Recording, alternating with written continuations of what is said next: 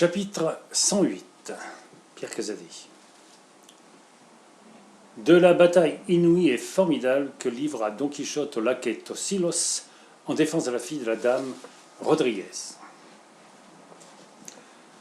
Le duc et la duchesse n'eurent point à se repentir des tours joués à Sancho Panza dans le gouvernement pour rire qu'il lui avait donné, d'autant plus que, ce jour même, leur majordome revint et leur conta de point en point presque toutes les paroles et toutes les actions que Sancho avait dites ou faites en ce peu de jours.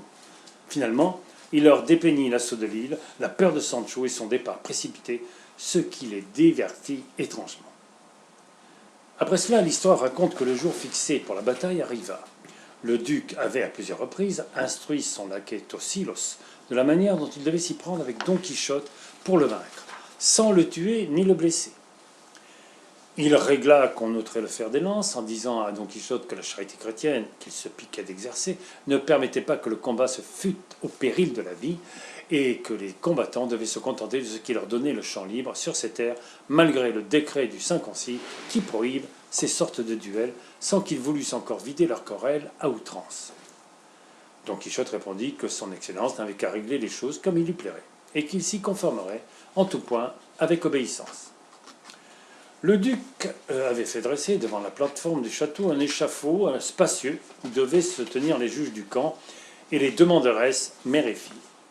Quand le terrible jour arriva, une multitude infinie accourut de tous les villages et hameaux circonvoisins pour voir le spectacle nouveau de cette bataille.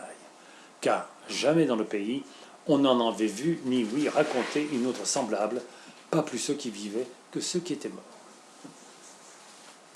Le premier qui entra dans l'estacade du champ clos fut le maître des cérémonies qui parcourut, examina toute la lice, afin qu'il n'y eût aucune supercherie, aucun obstacle caché où l'on pût trébucher et tomber. Ensuite parurent la duègne et sa fille. Elles s'assirent sur leur siège, couvertes par leur voile jusqu'aux yeux, et même jusqu'à la gorge, et témoignant une grande componction. Don Quichotte était déjà présent au champ clos. Bientôt après, on vit arriver par un des côtés de la plateforme, accompagné de plusieurs trompettes et monté sur un puissant cheval qui faisait trembler la terre, le grand laquais Tosilos, la visière fermée, le corps droit et roide, couvert d'armes épaisses et luisantes. Le cheval était du pays de Frise. Il avait le poitrail large et la robe d'un beau gris pommelé. Le vaillant champion était bien avisé par le duc, son seigneur, de la manière dont il devait se conduire avec le valeureux Don Quichotte de la Manche. Il lui était enjoint, par-dessus tout, de ne pas le tuer, mais au contraire, d'éviter le premier choc pour soustraire le chevalier au danger d'une mort certaine s'il le rencontrait en plein. Tosilos fit le tour de la place, et quand il arriva où se trouvaient les douaines, il se mit à considérer quelque temps celle qui le demandait pour époux.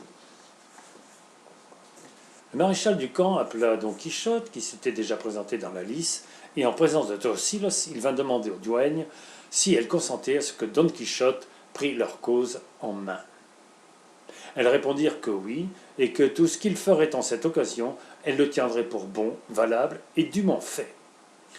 En ce moment, le duc et la duchesse s'étaient assis dans une galerie qui donnait au-dessus du champ clos, dont les palissades étaient couronnées par une infinité de gens qui s'étaient empressés de venir voir, pour la première fois, cette sanglante rencontre.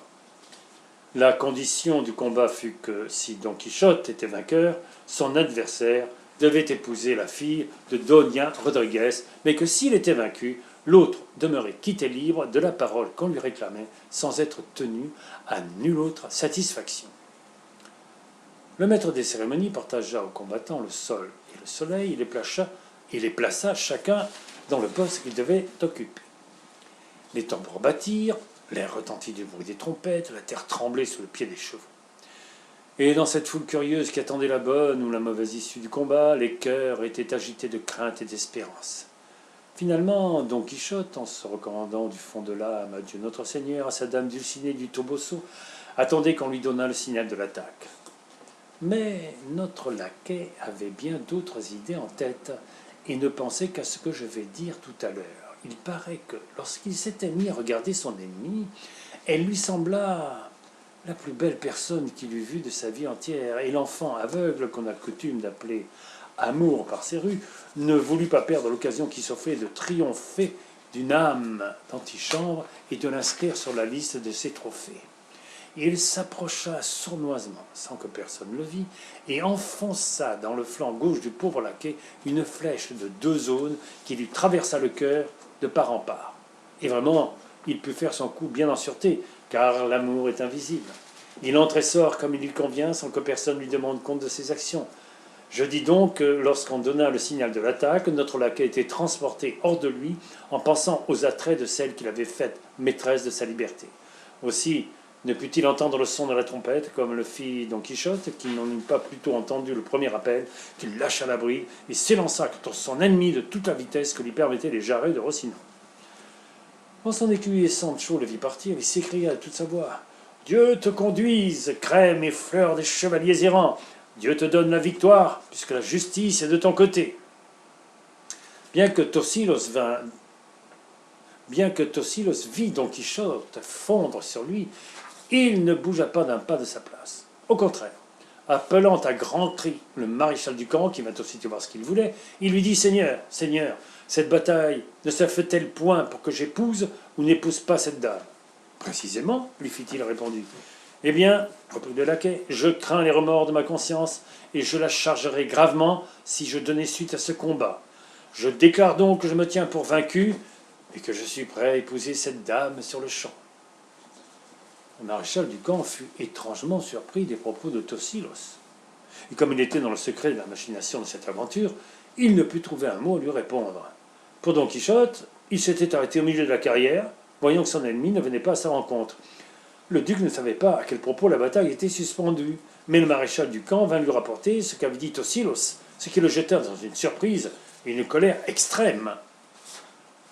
Pendant que cela se passait, Tosilos s'approcha de l'estrade où était Doña Rodriguez, et lui dit à haute voix « Je suis prêt, madame, à épouser votre fille, et ne veux pas obtenir par des procès et des querelles ce que je puis obtenir en paix et sans danger de mort. » Le valeureux Don Quichotte entendit ces paroles et dit à son tour « S'il en est ainsi, je suis libre et dégagé de ma promesse, qu'il se marie à la bonne heure, et puisque Dieu la lui donne, que Saint-Pierre la lui bénisse. » Le duc cependant était descendu sur la plateforme du château et s'approchant de Tosilos, il lui dit « Est-il vrai, chevalier, que vous vous teniez pour vaincu et que, poussé par les remords de votre conscience, vous vouliez épouser cette jeune fille ?»« Oui, seigneur, répondit Tosilos. »« Il fait fort bien, reprit en ce moment Sancho, car ce que tu dois donner au rat, donne-le au chat, et de peine il te sortira. »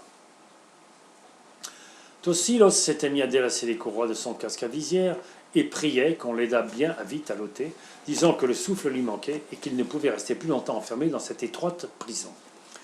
On lui ôta sa coiffure au plus vite et son visage de laquais parut au grand jour. Quand Doña Rodriguez et sa fille l'aperçurent, elles jetèrent des cris perçants. « C'est une tromperie, disait-elle, une tromperie infâme. On a mis Tosilos, le laquais du duc Monseigneur, en place de mon vénérable époux. Au nom de Dieu et du roi, justice d'une telle malice, pour ne pas dire d'une telle friponnerie. »« Ne vous affligez pas, mesdames, s'écria Don Quichotte. Il n'y a ni malice ni friponnerie. Ou, s'il y en a, ce n'est pas le duc qui en cause, mais bien les méchants enchanteurs qui me persécutent, lesquels, jaloux de la gloire que j'allais acquérir dans ce triomphe, ont converti le visage de votre époux en celui de l'homme que vous dites être laquais du duc. Prenez mon conseil, et malgré la malice de mes ennemis, mariez-vous avec lui, car sans aucun doute, c'est celui-là même que vous désirez obtenir pour époux. » Le duc, qui entendu ces paroles, fut sur le point de laisser dissiper sa colère en éclats de rire. « Les choses qui arrivent au seigneur Don Quichotte, dit-il, sont tellement extraordinaires que je suis prêt à croire que ce mien laquais n'est pas mon laquais. Mais ils ont d'adresse et essayons d'un stratagème. Nous n'avons qu'à retarder le mariage de 15 jours si l'on veut, et garder jusque-là souclé ce personnage qui nous tient en suspens. Peut-être que pendant cette quinzaine, il reprendra sa première figure et que la rancune que portent les enchanteurs au seigneur Don Quichotte ne durera pas si longtemps, surtout lorsqu'il leur importe si peu d'user de ses fourberies et de ses métamorphoses. »« Oh, seigneur, s'écria Sancho, vous ne savez donc pas que ces malandrins ont pour usage et coutume de changer de l'une en l'autre toutes les choses qui regardent mon maître. Il vainquit ces jours passés un chevalier qui s'appelait le chevalier des miroirs. Eh bien, ils l'ont transformé et montré sous la figure du bachelier Samson Carrasco, natif de notre village, et notre intime ami, Quant à Madame Dulcinée du Toboso, ils l'ont changée en une grossière paysanne. Aussi, j'imagine que ce laquais doit vivre et mourir laquais tous les jours de sa vie. » Alors la fille de la Rodriguez s'écria.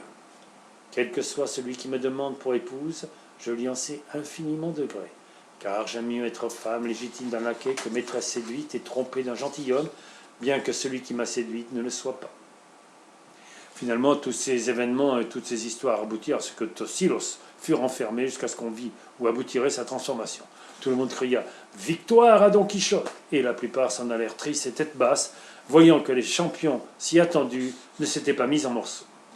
De même que les petits garçons s'en vont tristement, quand le pendu qu'ils attendaient ne va pas au gibet, parce qu'il a reçu sa grâce, soit de l'accusateur, soit de la justice. Les gens s'en allèrent, le duc et la duchesse rentrèrent au château, Tosilos fut renfermé, Doña Rodriguez et sa fille restèrent fort contents de voir que, de façon ou de l'autre, cette aventure devait finir par un mariage, et Tosilos ne demandait pas mieux.